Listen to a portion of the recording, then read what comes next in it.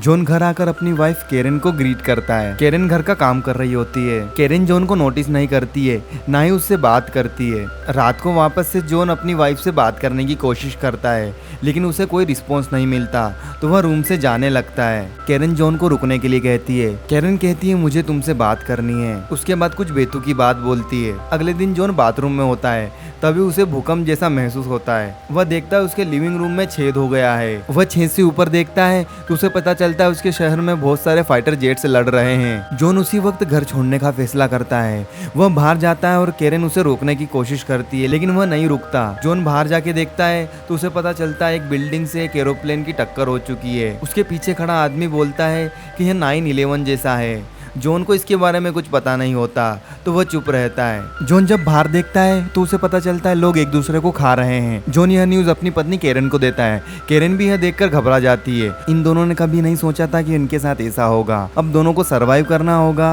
जब तक हेल्प नहीं आती। दोनों फूड आइटम्स को लिस्ट करने लगते हैं, जहाँ पर उन्हें पता चलता है यह खाना कुछ ही दिनों तक चलने वाला है। वह नेबर के घर में से चोरी करने का डिसाइड करते हैं। जॉन पहले जाता है और वह अपने साथ बहुत सारा खाना लाया होता है। जॉन केरन को बताता है कि दी एंडरसन्स जो उनके नेबर होते हैं, उन्होंने उनका दरवाजा खुला ही छोड़ दिया है। केरन उनके नेबर्स के घर में से बहुत सारी वाइन्स लेके आती है और खूब सारा खाना भी। केरन जॉन से कहने लगती है तुम्हें टीवी भी चोरी करके लाना होगा। जॉन टीवी चोरी करके ले आता है। दोनों टीवी में न्यूज देखते हैं, जिसमें बताया जा रहा होता है इन्फेक्टेड लोगों से उन्हें दूर रहना है और उनकी खिड़की पे उन्हें एक्स बनाना होगा ताकि रेस्क्यू टीम उन्हें बचा सके। अगली सुबह जॉन की नींद खुलती है तो वह देखता है केरन ने बहुत सारी चोरी की होती है।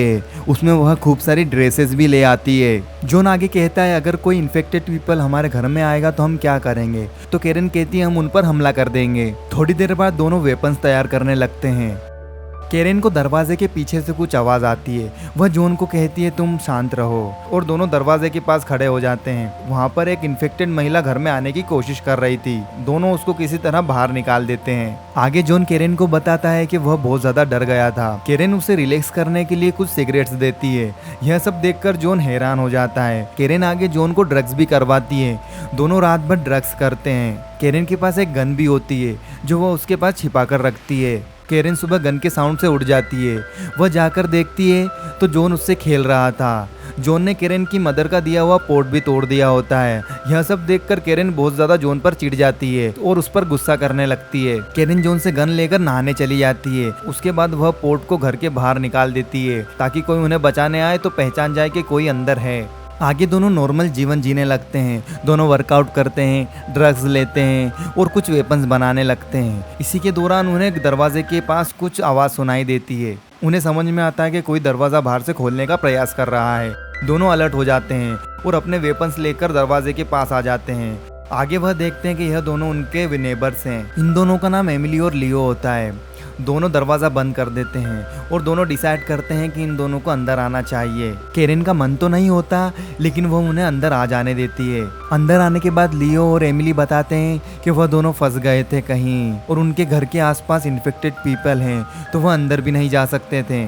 एमिली बताती है कि उन्होंने पोर्ट देख लिया था और उन्हें समझ आ गया था कि इस घर के अंदर कोई है, इसलिए वह दोनों अंदर आ गए। एमिली और लियो को बहुत ज्यादा भूख लगी होती है। वह केरन से खाना मांगते हैं। केरन अंदर जाती है और जॉन से कहने लगती कि यह दोनों यहाँ पर नहीं रह सकते। एमिली लियो को बताती है कि मिसकैरेज के बाद केरन का दिमाग खराब हो गया है, वह पागल हो गई है। दोनों की बातें सुनने के बाद हमें पता चलता है कि दोनों महिलाएं एक दूसरे से नफरत करती हैं। एमिली बताती है कि उसके पास ही सेम ड्रेस है जो केरन के पास है। लियो आगे बताता है कि उनके पास वही टेलीविजन है जो उन लोगों के घर पर है। जॉन और केरन एक दूसरे को ऑकवर्डली देखने लगते हैं। रात हो जाती है। दोनों कपल ड्रिंक करते हैं और बहुत अच्छी शाम गुजारते हैं। आगे एमिली कहती है कि उन्हें सोना कहाँ है, तो केरन कहती है कि वह कहीं भी फ्लोर पर सो सकते हैं। एमिली यहाँ पर ऑफेंड हो जाती है, लेकिन वह मजबूरी में फ्लोर पर ही सो जाती है। केरन को एमिली को जलाना था। जब रात को जॉन और केरन सेक्स कर रहे होते हैं, केरन बहुत ज्यादा मॉर्निंग करने लगती है। केरन का साउंड इतना ज्यादा होता है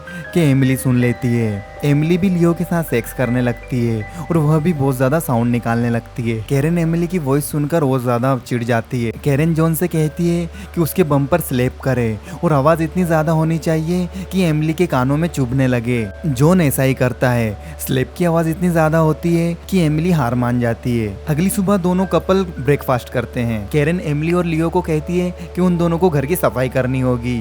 एमिली यह सुनकर बहुत ज्यादा चिढ़ जाती है और वह उसके हस्बैंड को कहती है कि हमें इन दोनों को मारना पड़ेगा। इन दोनों का प्लान कैरन सुन लेती है। कैरन कुछ देर बाद दोनों के लिए कुकीज बनाती है और उन कुकीज में जहर मिला देती है। लियो और एमिली तड़प तड़प कर मर जाते हैं। कैरन और जॉन को बहुत ज्यादा गिल्ट होता है तो दोनों ड्रग्स करने लगते हैं और दोनों एक दूसरे को शांत करते हैं। तभी दोनों को हॉल में से आवाज सुनने लगती है। दोनों हॉल में जाते हैं तो उन्हें पता चलता है कि लियो इन्फेक्टेड हो चुका है। कैरन उसे उसकी गन से मार देती है। थोड़ी देर बाद एमिली भी जाग जाती है। वह उसे भी शूट कर देती है और दो कपल लियो और एमिली की लाशों को एक कोने में डाल देती हैं। रात को दोनों बहुत ज़्यादा ड्रग्स करते हैं और दोनों सो जाते हैं। उस रात को रेस्क्यू टीम आती है और सभी को कहती है कि उनके रूम की लाइट जलाएं, लेकिन दोनों नशेड़ी नशे में पड़े हुए होते हैं। उन्हें कुछ समझ नहीं आता और वह उनकी अपॉर्चुनिटी बाहर निकलने की खो देते हैं। अगली सुबह कैरन और जॉन एक दूसरे के साथ नहाते हैं और रोमांटिक समय गुजारते हैं। कैरन जॉन से कहती है कि वह एक चाइल्ड को अडॉप्ट करना चाहती हैं और जॉन यह सब सुनकर हाँ कर देता है। जॉन कैरन को इंडोर डेट के लिए ले जाता है और दोनों बहुत ज्यादा एंजॉय करते हैं। दोनों एक दूसरे से ऐसे बात करते हैं जिसे एक दूसरे को नहीं जानते हो। दोनों रोमांटिक होने लगते हैं और दोनों सेक्स करने ही वाले होते हैं। इतनी देर में उन्हें नॉक नॉक की आवाज़ सुनाई देती है और दोनों डिस्टर्ब हो जाते हैं। दोनों दरवाज़ा खोलते हैं तो कुछ चोर उनका सामान चुराने के लिए अंदर घुस जाते हैं। जॉन और कैरन को वो बहुत ज़्यादा मारने लगते हैं और वैल्यूएबल आइटम की डिमांड करते हैं, लेकिन दोनों के पास कुछ नहीं होता। तो वह दोनों जॉन को बहुत ज़्यादा मारने लगते हैं और उनका लीडर कैरन के साथ बलात्कार करना चाहता था तो वह उसे एक कमरे में लेके जाता है। कैरन वहाँ पर अकेली होती है तो वह उसके ऊपर कुछ फेंक देती है और उसके नेक पर चाकू से हमला कर देती है। इधर जॉन भी उन दोनों आदमियों को मार देता है। दोनों सभी की बॉडीज को ठिकाने लगा देते हैं। देर बाद उन्हें चॉपर्स की आवाज़ आने लगती है, लेकिन कोई उन्हें नोटिस नहीं करता। फिर दोनों डिसाइड करते हैं कि वह दोनों इन्फेक्टेड लोगों का सामना करेंगे और यहाँ से बाहर निकल जाएंगे। दोनों बाहर चले जाते हैं, लेकिन इन्फेक्टेड लोगों की संख्या इतना ज़्यादा होती है कि दोनों मैनेज नहीं कर पाते। भागकर दोनों अपने घर में आ जाते हैं। सबसे बड़ी गलत बात यह हो जाती है कि कैरन इन्फेक्टेड हो जाती है। उसे किसी ने लेग में काट लिया होता है। जॉन कैरन को कहता है कि सरकार ने इसकी वैक्सीन ज़रूर बना ली होगी।